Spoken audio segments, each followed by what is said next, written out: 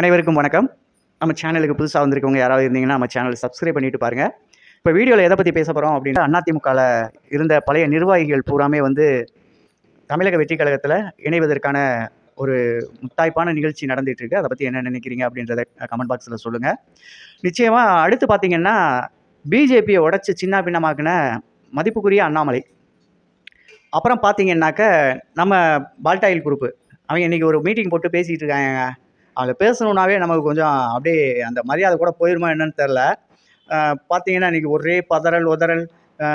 இனி டிஆர் பாலுவெல்லாம் பார்த்தீங்கன்னா ஒரு ரவுடி எப்படி நடந்துக்குவார், அவரெல்லாம் வந்து மத்திய அமைச்சராக எப்படிலாம் வச்சுருந்தாங்க, அவரெல்லாம் எப்படியா மத்திய அமைச்சர் ஆக்குனீங்க அப்படின்னு கேட்க தோணுது. தென் மாவட்டத்திலேருந்து வர்றவங்க எல்லாம் குட்டுவாள் எடுத்துக்கிட்டு வாங்க அப்படின்னு கேவலமா இல்லை? ஏயா அரசியல் பண்ண சொன்னால் இப்படி அசிங்கமாக மேடையில் பேசுகிறீங்க. இரு உன்னை தனியாக பேசுகிறேன். இப்போ ட்ராக்குக்குள்ளே வரேன். இன்றைக்கி பார்த்தீங்கன்னா அனைத்து இந்திய அண்ணா திராவிட முன்னேற்ற கழகத்தில் இருந்து நிறைய பேர் நம்ம கட்சியில் வந்து இணைஞ்சிருக்காங்க. இதில் கிட்டத்தட்ட ஒரு 5 பேர் வந்து தனது பதவியவே எம்எல்ஏ பதவி அப்படின்றதே ராஜினாமா பண்ணிவிட்டு கட்சியில் இணைஞ்சிருக்காங்க. மிகப்பெரிய வரவேற்புக்குரிய விஷயம். அவங்க செஞ்சிருக்க தியாகம் அப்படிங்கிறது தமிழக வெற்றி கழகத்தில் இருக்க நம்மளும் சரி, வெற்றி தலைவர் விஜயண்ணா அவர்களும் மறக்கக்கூடாது. எண்ணில்லாத மிகப்பெரிய ஒரு பங்களிப்பை கொடுத்துருக்காங்க.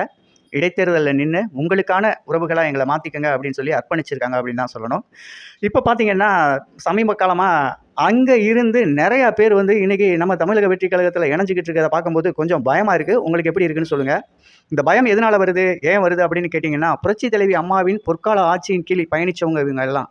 அம்மா வந்து எந்த ஒரு தவறுமே செய்யாமல் இந்த நாதாரி நன்னாரிகள் செஞ்ச தவறுனால தலை குனிஞ்சு தான் தண்டனை அனுபவிச்சுட்டு வந்தாங்க. அந்த அவப்பெயரை ஏற்படுத்தி கொடுத்தவர்கள் தான் இந்த சண்டாளர்கள். அவங்க வந்து நம்ம கட்சியில் இணைகிறாங்களே, அம்மாவுக்கே இவ்வளோ பெரிய துரோகம் பண்ணவங்கள்ல இந்த கட்சியை உடைச்சி சின்னாபின்னமாக்கி செதற விட்டு அவர்கிட்ட எடப்பாடிகிட்ட இருந்த வரைக்கும் அங்கே பதவி இருந்துச்சுன்னா உடனே கூட இருந்து ஒட்டி உறவாடி அவருக்கு அண்ணே உங்களை மாதிரி முடியாதுனே, வாழ்நாள் முழுவதும் எடப்பாடியின் சொந்தம் அப்படி இப்படின்லாம் பீலா விட்டுட்டு இப்போ பார்த்தீங்கன்னு வைங்களேன், அங்கே இனி பாஜக பலிக்காது, எதிர்கட்சி ஆகிற நிலைமையை கூட அனைத்து இந்திய அண்ணா திராவிட முன்னேற்ற கழகம் இழந்துருச்சு அப்படின்ற ஒரு முனைப்போட அழிச்சதே நீங்கள் தான் அழிச்சிங்க. அதுக்கு முழு பொறுப்பு நீங்கள் தான் ஏற்றுக்கணும். ஐயா எடப்பாடி மேலே மட்டும் அவங்க பழியை போட்டுட்டு போயிட முடியாது.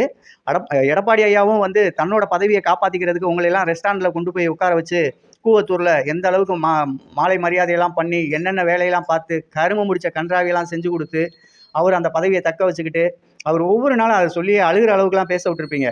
இதில் ஓபிஎஸ் உத்தம புத்திரர் மிகப்பெரிய அளவில் தன்னோட அரசியல் நகர்வு அம்மாவுக்காக செப்பனிடுறவன். நான் அம்மாவின் தீவிர விசுவாசி, அசிங்கம் இல்லையான்னு கேட்குற அளவுக்கு தான் இருக்கேன். என் வாயில் ஏதாவது வந்துடும். இருந்தாலும் அண்ணன் ஓபிஎஸ் அண்ணன் மேலாம் கொஞ்சம் மரியாதை வச்சிருப்பேன் எப்பவும். அந்த மரியாதைலாம் இப்போ கிடையாது. என்னைக்கு அவர் போய் திமுகவில் இணைஞ்சாரோ அன்னைக்கே புரட்சி தலைவர் அவர்களின் அந்த சீரிய முயற்சி அப்படிங்கிறது இந்த ஏழைகளுக்கான ஒரு அரசை ஆரம்பித்து கொண்டுட்டு வந்தார்ல, திருப்பி கொண்டே மன்னர் பரம்பரையில் அடவு வச்சுட்டு அங்கே படுத்துட்டாரு. ஒரு தொகுதி எப்படியோ ஜெயிச்சிட்டாரு. ரீகவுண்டிங் கொடுங்க ஆனால் வெற்றி தலைவர் விஜயண்ணா அண்ணா திமுகலேருந்து வர்ற அடிமட்ட தொண்டர்கள் போதும் நம்ம கட்சிக்கு அப்படின்றது என்னோட ஆசை. அந்த கட்சியிலேருந்து வரக்கூடிய மிகப்பெரிய ஊழல் பெருச்சாளிகளை அனுமதிக்காதீங்க. நம்ம கட்சி அப்படிங்கிறது வல்லமை பெற்றது, மக்கள் இயக்கங்க. நீங்கள் இருக்கிறது மக்களோட மக்களாக இருக்கிற ஒரு தலைவன். உங்களோட சக்தியை நீங்கள் கொஞ்ச நேரம் சுயபரிதவனை செஞ்சு பாருங்கள். நமக்கு இவ்வளோ பெரிய சக்தி இருக்கா அப்படின்னு உங்களுக்கே தெரியும். உங்கள் கூட இருக்கிறவங்கெல்லாம் காசு பணத்துக்காக வந்த கூட்டம் இல்லைன்னா நீங்கள் ஏதோ அவங்கள மறக்கிறீங்களா இல்லை மறைக்கிறீங்களா அப்படின்னு தெரில. இப்போ இந்த நிமிஷம் நீங்கள் இந்த ஆட்சியை கலைச்சிட்டு மீண்டும் நின்னீங்கன்னா கூட உங்களுக்கு 234 தொகுதியும் கொடுக்கறதுக்கு இந்த மக்கள் தங்க தட்டில் வச்சு உங்களை ஏந்துறதுக்கு தயாராக இருக்காங்கண்ணே. இவங்க வேண்டாம் அப்படின்றது என்னோட ஆசை. அதிமுகலேருந்து வந்தாலும் சரி. இன்றைக்கி திருச்சி எடுத்துக்கோங்க. திருச்சியில் நேரு வந்து இப்போ கொஞ்சம் நேரத்தில் எப்படியும் 23ஆம் தேதி உள்ளே போயிடுவார். அவர் நேற்றே போக வேண்டியது. சம்டைம் அவரோட கேஸ் வந்து நம்ம தமிழக அரசோட விசாரணையில் இருக்கும்போது இறுதிக்கட்ட விசாரணை அப்படிங்கிறது போன மாதம் ஏரிங் போடும்போது 23ஆம் தேதி போட்டு வச்சுருந்தாங்க. அந்த ஏரிங் வர்றதுக்குள்ளே நீங்கள் எதுக்கு அவசரமாக இந்த ஒரு வழக்கை பதிவு பண்ணீங்கன்றதை கேட்டு அந்த வழக்கின் இறுதி நாளன்று அந்த வழக்கையும் சேர்த்து விசாரிச்சுக்கலான்னு சொல்லிட்டு தடை தான் பண்ணியிருக்காங்க. இதனால் இந்த வழக்கில் ஏதாவது தொய்வோ தப்பிச்சிருவாரோ அப்படின்ற எண்ணம்லாம் வேணாம். அதோட பெரிய விஷயமா இன்றைக்கி பாலாஜி 10 ரூபா பாட்டில் அண்ணன் பாடுனதுக்காக 41 உயிர்களை இழந்தோம் பார்த்தீங்களா? அந்த துரோகிக்கான தண்டனை நாள் தீர்ப்பு எழுதப்பட்டது. இன்று ஆளுநரின் கையில் அந்த ஃபைல் காத்துட்ருக்கு. அவர் போட போகும் அந்த ஆட்டோகிராஃப் போட்டார்னாவே அப்படியே தூக்கிட்டு போய் அடைச்சிடலாம்.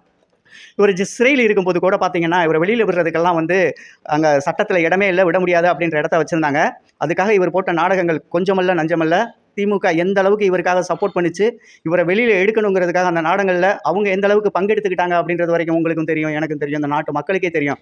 இன்றைக்கி அந்த வழக்கில் ஜாமீனில் தான் இருக்கார். இவர் ஆல்ரெடி அக்யூஸ்டு, குற்றவாளி, குற்றம் சாட்டப்பட்டவர் அல்ல, குற்றம் சுமத்தப்பட்டு தண்டனை அறிவிக்கப்பட்டவர். அவர் ஜெயிலில் இருக்கணும். ஆனால் எனக்கு நெஞ்சு வலி, ஹார்ட் அட்டாக் ஆயிருச்சு, ஹார்ட் ஓப்பன் சர்ஜரி பண்ணிவிட்டு என்னால் அங்கே இருக்க முடியல, நான் எங்கேயும் ஓடி போக மாட்டேன், நான் உள்ளூர் வாசி தான், பல 1000 கோடி ரூபாய்களுக்கு சொந்தக்காரன் தான், இந்த மக்களோட மக்களாக இருந்து எம்எல்ஏவாக இருக்கிறவன் தான் அப்படின்னு சொல்லி எங்கிட்ட எதையோ பண்ணி குல்மாலிங்ஸ், அதான் குல்மாலிங்ஸ் பண்ணுறதுல மன்னன் தானே. பாலாஜின்ற சின்ன ஆளா மொத்த கரூரையுமே தான் கைக்குள்ளே வச்சுக்கிற ஒரு மனுஷங்க, விளையாட்டு கிடையாது. அவர் இருக்கிற இடம்னா அவர் தான், எந்த ஊருக்கு போனாலும் அவர் தான். ஏன் அங்கேருந்து கோயம்புத்தூர் தூக்கி போட்டாங்க, கோயம்புத்தூரை தன் கைக்குள்ளே கொண்டு வந்தாரா இல்லையா? அப்பேற்பட்ட மாற்றும் சக்தி படைத்தவர், பணத்தால் எதையும் வாங்கிட முடியும்னு நினச்சவர், அந்த பணத்துக்கு அடிமையாகி போய் அந்த ஊர் மக்கள் ஏமாந்து வாக்களிச்சிட்டாங்க அப்படின்றது எல்லாருக்குமே தெரிஞ்ச ஒன்று தான். அவரும் கூடிய விரைவில் சிறை செல்ல போகிறார். என்னங்க 2 பேர் தானாங்க, மிச்ச மீதியெல்லாம் என்னாச்சுங்க, அதை பற்றிலாம் ஒன்றும் சொல்ல மாட்டேங்கிறீங்க அப்படின்னு கேட்குறீங்க. என் காதில் விழுது. எல்லாரும் ரிவீட்டு இருக்குது. இவர் செந்தில் பாலாஜி அண்ணன் தப்பிக்கிறதுக்கு ஒரே ஒரு வாய்ப்பு இருக்குன்னு சொல்லியிருக்காங்க. நீ கையை காமிச்சிட்டு வெளியில் போப்பா, உனக்கான தண்டனை காலங்கள் குறையும், அந்த தண்டனையிலேருந்து நீ தப்பிச்சுக்கலாம், உன் தண்டனையை நாங்கள் குறைச்சி தர்றோம் அப்படின்ற ஒரு பேச்சுவார்த்தை நடந்துக்கிட்டு இருக்கு. பால்டாயிலையும் மாண்புமிகு முன்னாள் முதலமைச்சரையும் கை காட்டுறதுக்கு அவர் தயாராகிட்டார் அப்படின்ற ஒரு பேச்சும் அடிபட்டுக்கிட்டு இருக்கு. அது எந்த அளவுக்கு உண்மை அப்படிங்கிறத அடுத்த வீடியோவில் உங்களுக்கு தரேன். நம்ம சொல்கிறோம் அப்படின்னா உண்மையாக இருக்கணும். ஏதோ சொல்லிட்டு போனோம், எல்லாரும் கேட்டிருந்தீங்க, என்னங்க அரெஸ்ட்டுன்னு போட்டிருக்கீங்க ஒன்றுமே ஆகலை அப்படின்னு. நண்பர் பூபதின்றவர் கூட ஒரு பதிவில் கேட்டிருந்தாரு, இன்னும் அவர் பேர் அரெஸ்ட்டே ஆகலை அதுக்குள்ளே போட்டிருக்கீங்க அப்படின்னு. ஐயா இருங்க ஐயா, அது போன வாரமே அனுப்பியாச்சு, அது கையெழுத்து போட்டு அனுப்புனது இன்னும் வராமல் இருக்குது, ஆளுநர் கையில் இருக்குது, இன்றைக்கி நாளைக்கு நீங்கள் செய்திகளில் பார்க்கலாம் அப்படின்றத சொல்லியிருந்தேன். நண்பர் சகோதரர் பூபதி இந்த வீடியோ பார்த்தீங்கன்னா அதுக்கான பதில் இதிலே இருக்குது. நீங்கள் போடக்கூடிய கமெண்ட்ஸையும் எடுத்து அதுக்கான பதிலும் நான் சொல்கிற வீடியோஸ் கொடுக்க போகிறேன். தயவு செஞ்சு உங்கள் கமெண்ட்டை மறக்காமல் இந்த வீடியோவில் கொடுங்க. எங்கள் வீடியோவில் நீங்கள் என்ன ஆசைப்படுறீங்க, யாரோட செயல்பாடை நம்ம விமர்சிக்கணும், யார் நம்ம அண்ணன் வெற்றி தலைவர் விஜய் அண்ணாவுக்கு இடையூறு பண்ணுறாங்க, இவர் இப்படி பண்ணுறாருன்ற தகவலை நம்ம சேனலில் லைட்டாக தட்டி விடுங்க. அவரை போட்டு புழக்கிறதுக்கு நாங்கள் ரெடியாக இருக்கோம். வெற்றி தலைவர் விஜய் அவர்களுக்கு யாரெல்லாம் இடையூறு பண்ணணும் அப்படின்னு நினச்சி கனவுல நினச்சா கூட நாங்கள் போய் நினைவில் நிற்போம். அவங்கள தோண்டி தூர்வாரி எடுத்துகிட்டு வந்து பேசுகிறதுக்கு ரெடியாக இருக்கோம். நம்ம வெற்றி தலைவர் லஞ்ச லாவணியமற்ற உண்மையான ஒரு அரசியலை இந்த மக்களுக்காக கொடுக்கறதுக்கு வந்திருக்காரு. இன்றைக்கி கூட பாருங்கள், எங்கேயுமே லஞ்சம் இல்லாத ஒரு அரசு இது. லஞ்சம் கொடுக்கறது தப்பு, வாங்குறது தப்பு, மீறி எம்எல்ஏக்கு பூரா முந்தா நாள் ஒரு கூட்டம் போட்டாங்க, பார்த்துருப்பீங்கல்ல, பொதுக்கூட்டம் மாதிரி. அவங்களுக்கான அறிவுரை அதில் சொல்லியிருக்காரு, நீங்கள் எம்எல்ஏவாக இருங்க, அமைச்சராக இருங்க, யாராக வேணா இருங்க, தமிழக வெற்றி கழகத்தில் இருக்கீங்கல்ல, உங்கள் பேர் அலிகேஷனில் வந்துச்சுன்னா அமைச்சர்னாலும் பார்க்க மாட்டேன், எம்எல்ஏனாலும் பார்க்க மாட்டேன், அங்கே ஒரு எலெக்ஷன் நடக்கிறதுக்கான வேலையை பார்த்து விட்டுருவேன்னு பச்சையாக சொல்லிட்டாரு. அது உண்மைதான். அதே மாதிரி மாற்றுக் கட்சியிலேருந்து வந்து இணைஞ்சிட்டு கூட ஏதோ நம்ம போகிற போக்கில் இவங்களையும் கெடுத்து விட்டுறலாம் அப்படின்ற எண்ணத்தில் அவங்க வந்திருந்தாங்கன்னா அவங்களுக்கு ஒன்று சொல்கிறேன், ஆனால் நீங்கள் அதிமுகவில் இருந்த வரைக்கும் 1000 லஞ்சம் ஊழல் சகலமும் பண்ணியிருக்கலானே. நீங்கள் இன்றைக்கி தூய சக்தியின் ஆட்சிக்கு கீழே வந்து இணைகிறீங்க அப்படிங்கும்போது உங்களோட பழைய நினைவுகள், பழைய சம்பவங்கள், பழைய சாம்ராஜ்யங்களெல்லாம் ஒதுக்கி விட்டுட்டு சாதாரண ஒரு உறுப்பினராக உள்ளே வந்து இணைஞ்சிக்கங்க. உங்களுக்கான மரியாதை காத்துக்கிட்டு இருக்கோம்.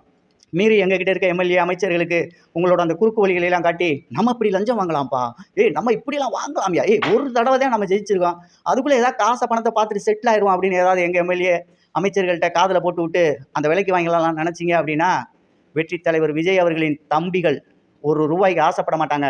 இன்றைக்கி அண்ணன் பிரபுவாக இருக்கட்டும், நம்ம ரமேஷ் அண்ணனாக இருக்கட்டும், யாராக இருக்கட்டும், ஒவ்வொருத்தரும் இன்றைக்கி பாருங்கள் அண்ணலாக இருக்காங்க, ஒவ்வொரு குவாரியும் இழுத்து மூடிட்டு வர்றாங்க. இதுதான் தமிழக வெற்றி கழகத்தோட ஆட்சி. எங்கேயும் லஞ்ச லாவணியம் அதுக்கெல்லாம் வேலையே கிடையாது. இன்னைக்கு மிகப்பெரிய அளவில் ஈபிக்குள்ளே பூந்து விளையாண்டிக்கிட்டு இருக்காரு நம்ம சிடிஆர் நிர்மல்குமார் அண்ணன். எப்படி இது வரைக்கும் கோப்புகளை பார்க்குறதுக்கு சிஸ்டத்தில் உட்காந்ததே இல்லை அந்த மண்ணுமுட்டி. அதுக்கு படிப்பறிவு இருக்கா இல்லையான்னு தெரியல, அது எப்படி சிஸ்டத்தில் உட்காரும்.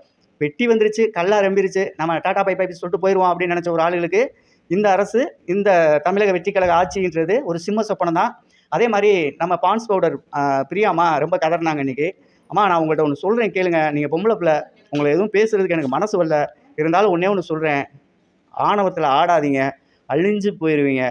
இன்னும் 10வது மாதம் வரைக்கும் தான் உங்களுக்கு பவர் இருக்குது. அதுக்கப்புறம் நீங்கள் எங்கே படுத்த படுக்கையாக இருக்கீங்களான்னு கூட ஒரு நாதி உங்களை பார்க்காது, அந்தளவுக்கு போயிடுவீங்க. உங்களோட பாபு இருக்கார்ல நிழல், உங்கள் நிழல் உலக மன்னர், அவர் வந்து உங்களுக்கு சப்போர்ட் பண்ணுவார் அப்படின்லாம் நினைக்காதீங்க. ஏன்னா கூடிய சீக்கிரம் அவரும் சிறைக்கு போக போகிறாரு. அளந்து பேசுங்க. எங்கள் முதலமைச்சரை நீங்கள் எங்கேயாவது பழித்து பேசுகிறீங்க அப்படின்னா நாங்களும் சின்ன பிள்ளைத்தனமாக ஏதாவது பேசிவிடுவோம்.